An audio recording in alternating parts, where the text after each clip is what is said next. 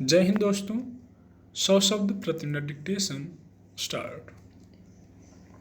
America में Texas के एक प्राथमिक स्कूल में हुई गोलीबारी ने एक बार फिर इस बहस को ताज़ा कर दिया है कि आखिर ऐसी घटनाओं की वजह और इसके स्रोत क्या हैं और ये कैसे रुकेंगी।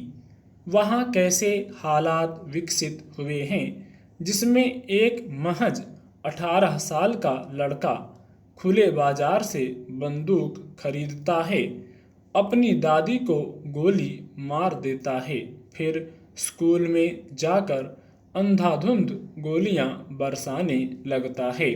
19 बच्चों और 2 अन्य वयस्कों के मारे जाने के बाद वह लड़का भी मारा गया। लेकिन दुखद यह है कि यह ठीक ठीक पता लगाना मुश्किल है कि इस बेलगाम गोलीबारी का कारण क्या है।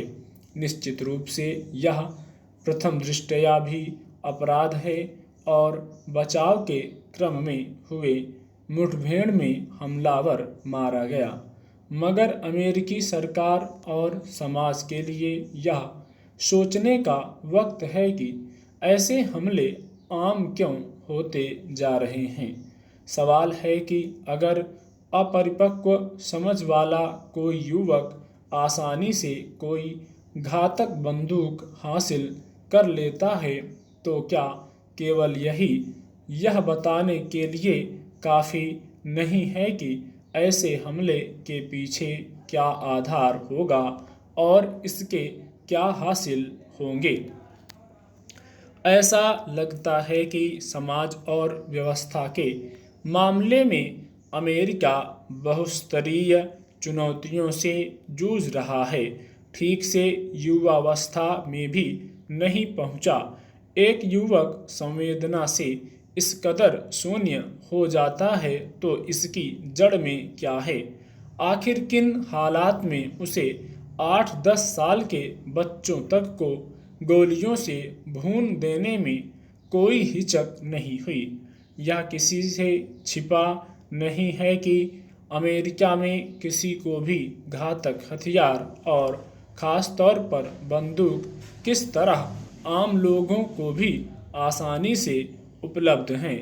यूँ कोई भी जानलेवा हथियार अगर लोगों के पास है या उन्हें बिना अड़चन के मिल जाते हैं तो पहली चूक यही हो जाती है। एक तरफ आसानी से हासिल हो जाने वाले हथियार और दूसरी ओर बिना वजह के भी बेलगाम जाने वाले कुछ लोग। ऐसी स्थिति में अंजाम का अंदाज़ा लगाना बहुत मुश्किल नहीं होता है। सही है कि टेक्सास की ताज़ा घटना में गोलीबारी करने वाला लड़का कोई प्रतिनिधि उदाहरण नहीं है और सारे ऐसे लोग नहीं हैं, लेकिन सवाल है कि ऐसे कुछ लोग भी हैं और उन्हें बंदूक या घातक हथियार खुले बाजार में आसानी से उपलब्ध हो जाते हैं तो कैसे हालात पैदा होंगे।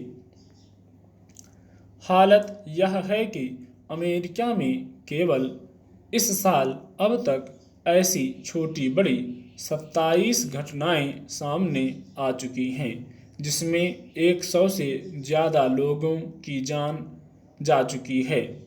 एक तरह से बंदूक संस्कृति के चलते ही बिना वजह लोगों को जान गंवानी पड़ती है।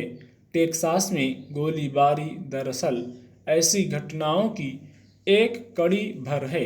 हाल ही में न्यूयॉर्क के बुफेलो में किराने की एक दुकान में बेवजह ही गोलीबारी करके 10 अश्वेत लोगों की हत्या कर दी गई। यह बेवजह नहीं है कि अमेरिका में अक्सर ऐसी घटनाओं के सामने आने के संदर्भ में यह मांग की जाती रही है कि बंदूक संस्कृति को नियंत्रित किया जाए। ताज़ा घटना के बाद खुद अमेरिका के राष्ट्रपति जो बाइडेन ने भी कहा कि हम बंदूकों की बिक्री का समर्थन करने वालों के खिलाफ कब खड़े होंगे। स्टॉप।